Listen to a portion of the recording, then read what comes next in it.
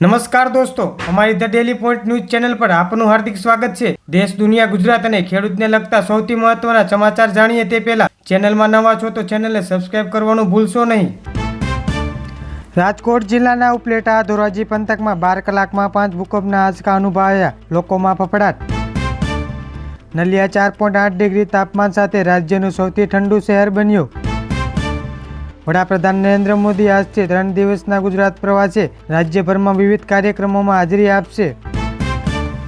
સોમનાથ મહાદેવ મંદિરે સોમનાથ સ્વાભિમાન પૂર્વની ઉજવણી મંદિરને વિશેષ રોશનીથી શણગારવામાં આવ્યું।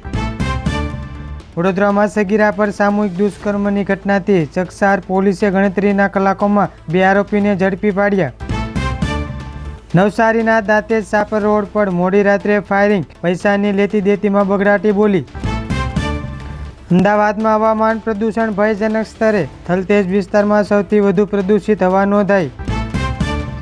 અરવલ્લીના યાત્રાધામ શામળાજીમાં 2 દિવસ શામળાજી મહોત્સવનો પ્રારંભ, લોકગાયક ઓસમાન મીર જમાવટ કરી। ગાંધીનગરના પીડારડા ગામમાં કોગો ફીવરનો કેસ નોંધાતા તંત્ર દોડતું થયું।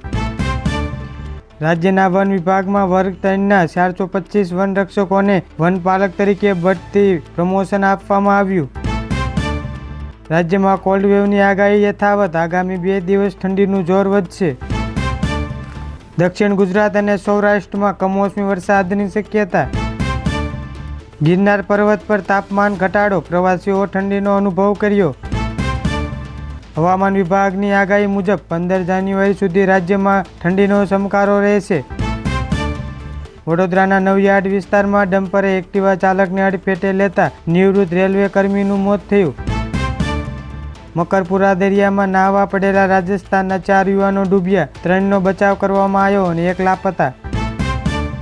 બાપુનગરમાં સિગરેટ આપવાની ના પાડતા 2 યુવક પર છરી વડે જીવલેણ હુમલો કર્યો।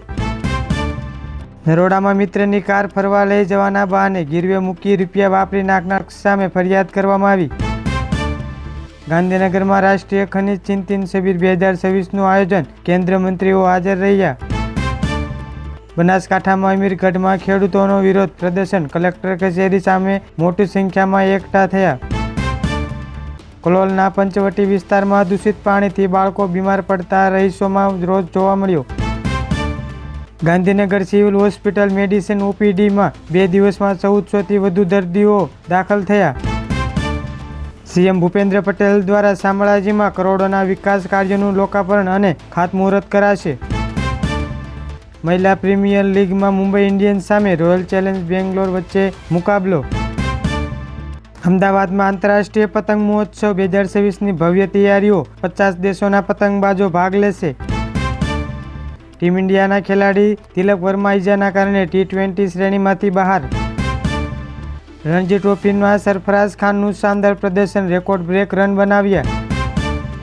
ઈરાનમાં મોંઘવારી સામેનો વિરોધ પ્રદર્શનોની ચર્ચા ગુજરાતના વેપારી વર્ગમાં પણ જોવા મળી। કોરોના પછી ફેફસાના રોગમાં 30% વધારો થયો હોવાની તબીબી રિપોર્ટ। ટ્રમ્પની નીતિઓની અસર ભારતીય ટેક્સટાઇલ ઉદ્યોગ પર પાડવાની ભીતિ, સુરતના ઉદ્યોગકારો ચિંતિત। રાજકોટમાં વાસી બટાકા અને પાણીનો ઉપયોગ કરતા પાણીપુરીવાળા સામે તંત્રની લાલક। ટ્રાફિક પોલીસકર્મી પર કાર ચડાવવાના પ્રયાસનો વિડીયો વાયરલ થયો। આવતીકાલે મૌની અમાસ હોવાથી નદી કિનારે સ્નાન માટે ભાવિકોની ભીડ ઉમટશે। જીરા અને વરિયાળીના પાક માટે ઠંડીનું હવામાન અનુકૂળ હોવાથી ખેડૂતોમાં આનંદનો માહોલ। ગાંધીનગરમાં યોજાયેલ વાઇબ્રન્ટ સ્ટાર્ટઅપ સમિતિના નવા ઇનોવેશન રજૂ થયા। પાટીદાર સમાજ દ્વારા સમૂહ લગ્નોત્સવનું આયોજન કરાવવાની જાહેરાત કરવામાં આવી। મકર સંક્રાંતિ નજીક આવતા પતંગ બજારોમાં ગ્રાહકોની ભીડ જોવા મળી। રાજ્યમાં વધી રહેલા હાર્ટ એટેકના બનાવોને લઈ આરોગ્ય વિભાગ દ્વારા જાગૃત કાર્યક્રમો યોજાયા।